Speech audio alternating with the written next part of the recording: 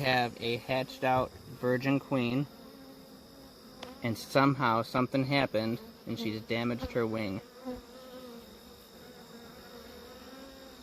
See if she comes up here, you can see that damaged wing there. She cannot go out on a mating flight. So I'm going to have to find a frame of brood and eggs that's a full deep frame, put it in there, pinch her off right now so that the bees know they're queenless, and they will take those new eggs and start making themselves a new queen. It is too late in the winter. It is too late in the fall to be doing this, I feel. But this will be my second hive that I'm working on a new queen with. So we're going to go ahead and take care of this.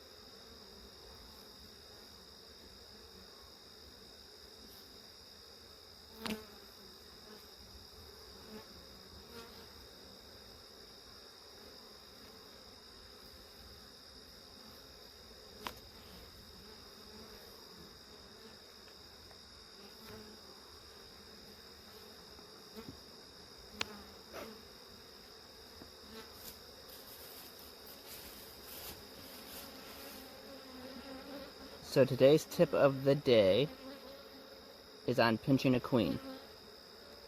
I have a queen here that, no. So today's tip of the day is on pinching a queen. This is the back end of a queen I have here in my fingers. She has damaged wings and she's unmated, so she's unable to go out on a mating flight since she can't fly. Sometimes it's sad, but it's necessary. You have to pinch a queen, and literally you just crush them, and it's all there is to it. And once you do that, your bees know that they are queenless. They'll smell the lack of pheromones fairly quick, and they're going to be in search of some fresh larvae to start making a new queen with.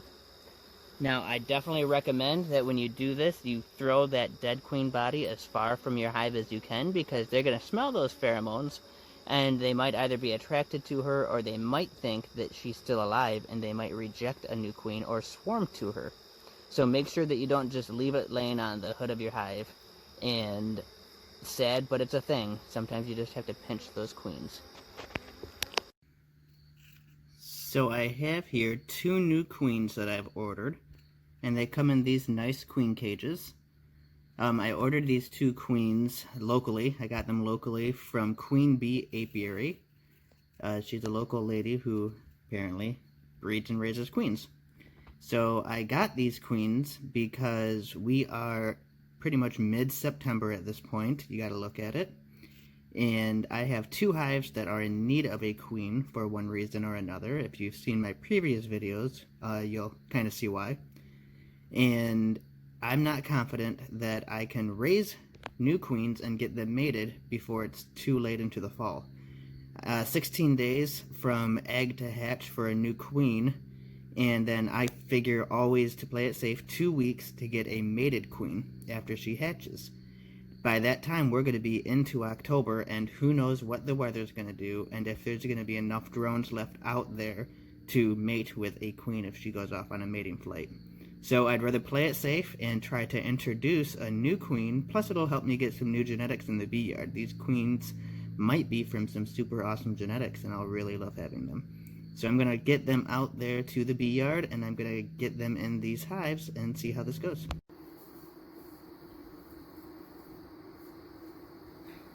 This hive here is my second queenless hive that I have.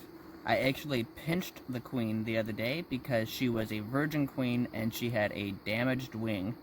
meaning that she's never going to be able to take a mating flight, and there's no point in having a queen that can't get mated and lay eggs. So today is Wednesday. I pinched her on Monday, so they've been day and a half, couple days without a queen.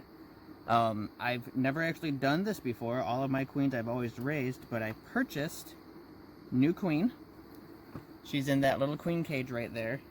And since these bees are so recently queenless, I'm just going to direct release her, and I'm going to hope that since they're queenless, they're going to be very accepting of this new queen and not just kill her right away. There's a chance that they're going to identify her as not their queen, and they're going to kill her. I'm hoping that that doesn't happen, since they're so freshly without one. Look at the way they're just coming right up there to that queen cage. They can sense her pheromones already.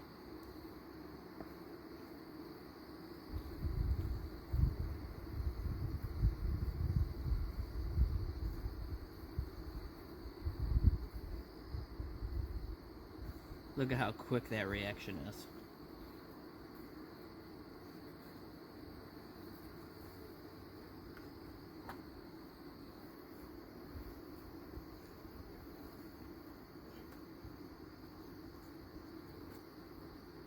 They're even moving that cage even. There's so many of them on there. They're moving the cage around.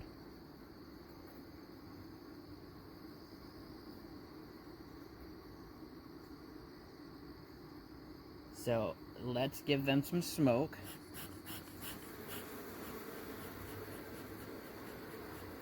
And then we're gonna get those workers off of there, and we will direct release her. I'm gonna put some smoke down inside these frames, hoping that maybe it takes out some of the old pheromone from the old queen, which should mostly be depleted by now. And to release her, I'm going to simply pop open a little cap here. And there she is. Look at that queen. They're not attacking her. They're just following her around. And down into the hive she goes. So I'm going to leave this queen cage in here because it should have quite a bit of her pheromone on it. I'm going to put the inner cover back on. And we're going to call it, hopefully, a successful release. Come back in a couple days and see if I have some eggs and fresh brood up in there.